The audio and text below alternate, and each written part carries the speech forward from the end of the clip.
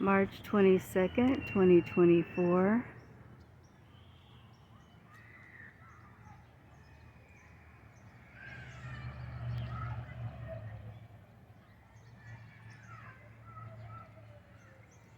You can hear the people at the church behind my house.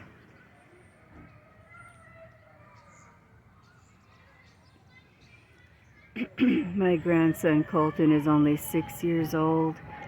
I saw him the other day and he's like, Grandma, it doesn't seem like the real God would create a world like this. And I said, what do you mean? He's like, well, there's death and kids get sick and so many bad things happen.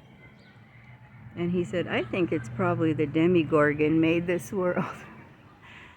And I think that's so neat that he's so wise, because in the Gnostic teachings, it talks about how the true source creator God only creates in his image and likeness, which would be love, peace, health, eternity, abundance. Well, this world turns out to be the opposite of that. So some people say, and Gnosticism teaches, that this is the creation of the demiurge, Yaldabaoth. The Gnostic story goes that Sophia created in a state of being unwise. I don't really know how it goes for sure. And she ended up creating Yaldabaoth, and then he thought he's the true God, the supreme God, that he's the ruler of everything, he's in control.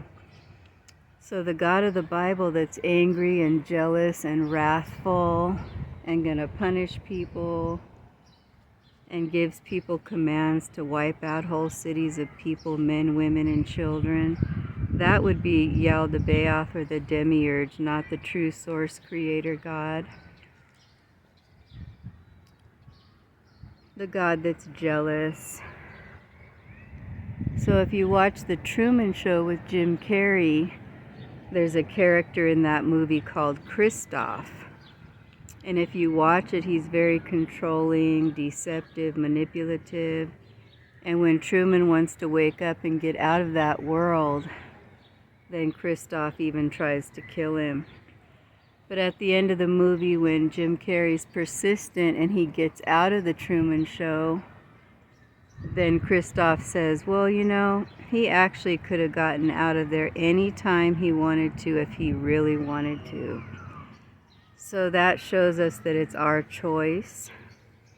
If we want to stay deceived by this overlay that's been cast over the real world, then we will be deceived by that. But when we no longer choose that, then we'll see the real world.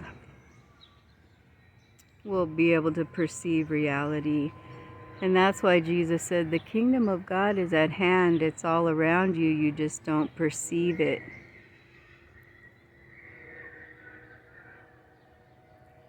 So my grandson's really wise that the true source, loving creator God wouldn't create death, wouldn't be jealous, wouldn't be angry, wouldn't be wrathful, wouldn't allow kids to get sick and die. My grandson even said, I know God didn't make this kind of a world because even kids get cancer. And he's absolutely right. No true source creator God would even allow that. So this is for sure some kind of deception, simulation, like the Matrix. Neo went into the Matrix and Morpheus told him that this isn't the real world, it is a simulation.